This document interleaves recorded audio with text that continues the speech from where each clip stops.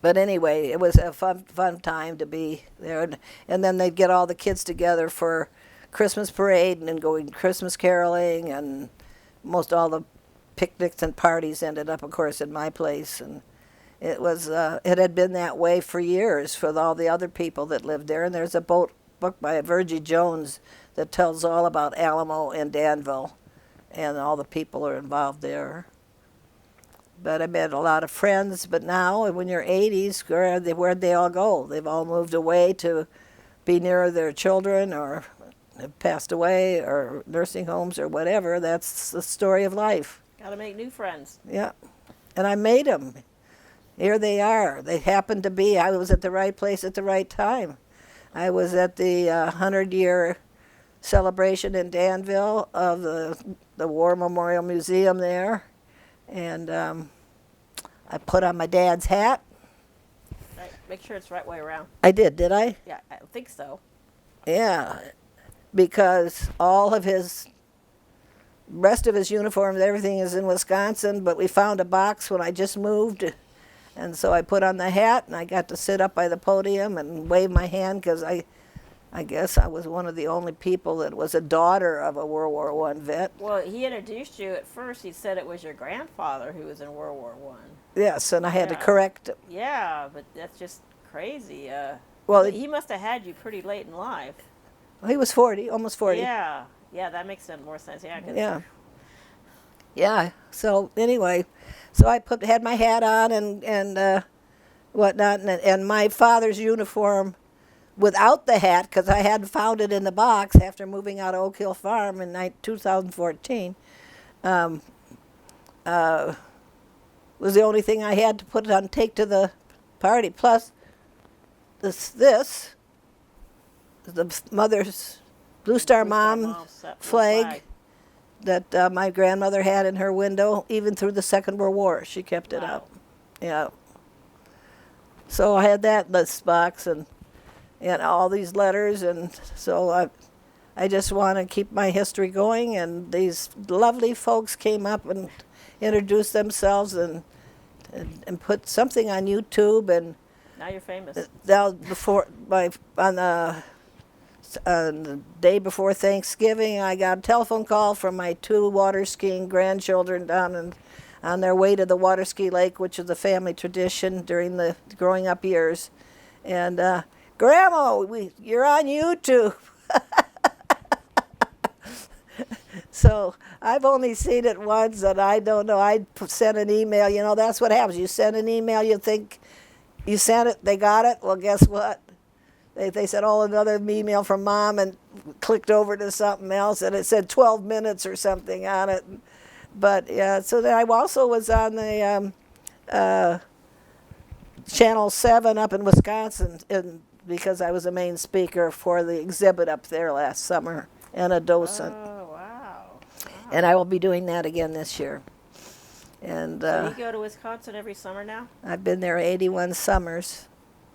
Never missed. That's incredible, and that's where you have your big family reunions? And talk about the fun of driving from California with the babies. We weren't in covered wagons, but we were in a station wagon. And we had sometimes 3 cars coming as the kids got to be drivers in high school, caravanning. Dragging the water ski boat. And, oh, yes. And but the freedom that they had isn't here anymore.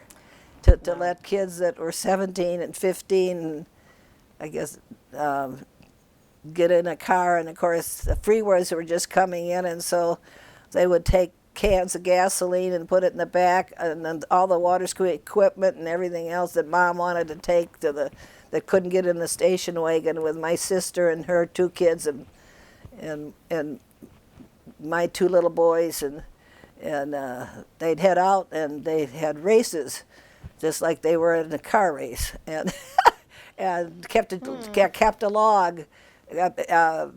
They had jobs when they got to the gas station, and if they ran out of gas in the middle of Utah or Nebraska or somewhere, they just went out and got the gas out of the cans and poured it in this thing and kept going. And in the later years, our van, we have it.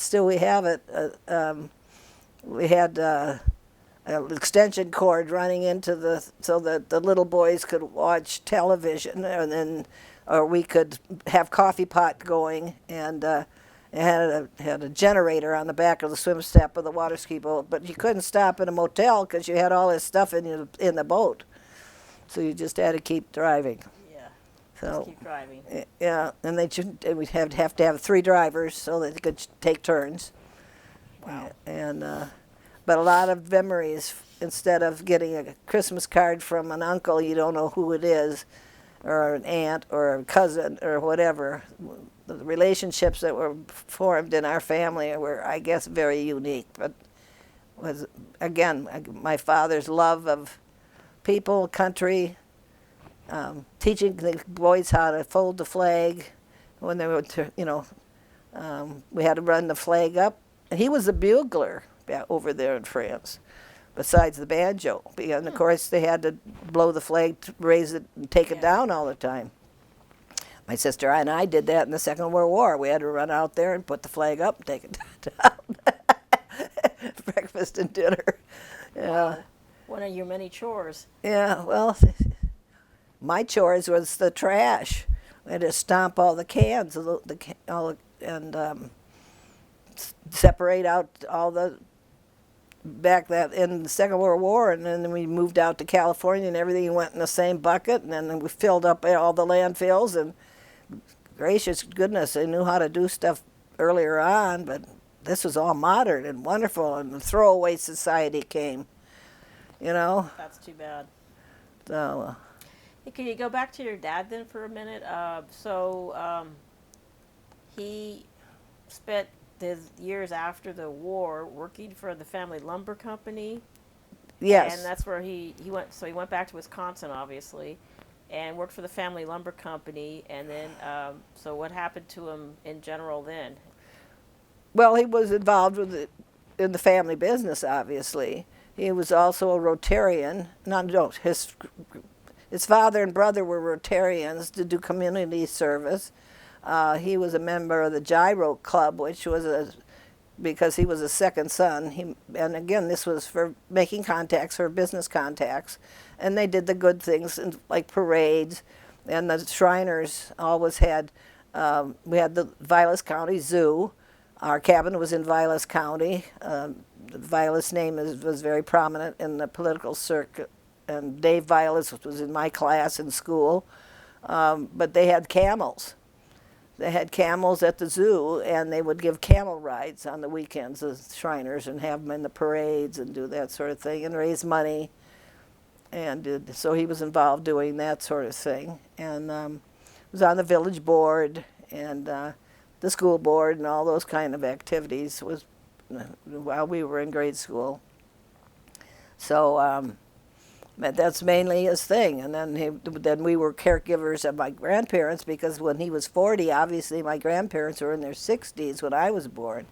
And then my grandmother wanted to go up to Wisconsin and be at the lake and get away from the heat in Madison. So he was the one that drove Grandpa up back and forth and took him back down to do their job. And he was the chief secretary, and had to keep all the records for all the meetings and billing and all the stuff that you do. So for a small company. And when did he retire? He retired in 1963. He took his youngest sister and her husband and my mother, and they ordered a Mercedes in Germany and went over for 3 months. And he took my mother to all the places he'd been during the war. My aunt was great at being the travel agent, and they'd stayed in castles and different places, not in just going from one fancy hotel to the next, and got a feel for the country. They'd buy bread and I guess probably wine and for a picnic, and they had their little dishes they carried with them, and stopped whenever they wanted to. Is my hair all? Yeah, my hair is your hat. My hair is hatless. Yeah, well, Thank you. your hair was misbehaving because of the hat. Denise is asking the questions, and so he was involved with me. I mean, I was his only boy, so I got the baseball mitt and we got a half basketball court at our house, and he built a party house for us that he was hoping it would someday become a garage. But for our teenage years, instead of breaking the antique furniture we had in the house, we had that so the kids could come with their band, and the policemen would park the cars. And I guess we've been doing the same stuff at Oak Hill Farm. I learned how to do in Madison, and ended up with all the football players from the university's group there, and. So he sounds like I guess they call it shell shock after World War I. He didn't seem to suffer anything like that. It sounds like he got back from the war and just kind of jumped right into life. No, he was sent by his parents to Colorado to detox. Okay. Now it comes out. Okay. Yeah, and I never heard any of these stories. I can't. They didn't talk about it. Huh? They never said a word about any of this. I never found out until I started cleaning out his desk and finding all the things that this book is all his typewritten letters. And it was the carbon paper. He had a carbon paper for everything. But he would, Memorial Day, Labor Day, 4th of July, he always got a copy for us. Yeah. And so that's why I did the book this way, because it was all his work. And then this is the insignia of the Reserve Malay. And of course, this is the reason for the book, because Grandpa, what did you do in the big war, World War I? You mean the war to make us safe for democracy? That was what the doctor that delivered me and were personal friends of my father kept asking him, because again, he didn't talk too much. I forgot to tell you the story about the banjo after he got home, because not only did he play and write on the letterhead every place he went, but a fellow by the name of Eddie Peabody during the First and Second World War was known as the Banjo King. And he came and joined the Zort Shrine in Madison and married a girl from Stoughton, Wisconsin, and lived in our community. And he was my second father when I had to go to a Girl Scout father-daughter dinners or something like that.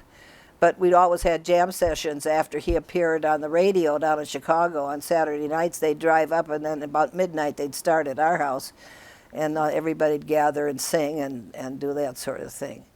But having that experience again with Eddie was fun. And then one of the men had plastic records that you could make at home, and all of those unfortunately burned up when our cabin was struck by lightning. Oh. And in 1990, but we had many fun events. Always you had to make your own fun in those days. You didn't go to the movies, or you didn't go to the malls, or you didn't do all of that sort of thing. So what happened to his banjo eventually? His banjo is in the museum. Good. And I play it. I can only play a couple songs. If you want to be a badger, just come along with me, and everybody there in Wisconsin joins in with me if it's a group of people. And I've got a ukulele and a guitar over in the corner. You got a regular string band here. No, I've got to get somebody in here to teach me a few more chords. I found out I had to cut all my fingernails off for one. That's a good start. But everybody, on rainy days, my dad would play the banjo, and all the kids would sit on the floor in our cabin. And we had a piano that my father dragged up on a lumber wagon back in 1926. And my grandmother played the piano, and we all did all those things that people have been doing in America all across to settle the whole United States. They make their own fun and make their friendships and work together to raise the barns and the cabins or whatever it is, and houses. So did your dad, he didn't talk to you then much about the war? Nothing. Did you know he was in the war?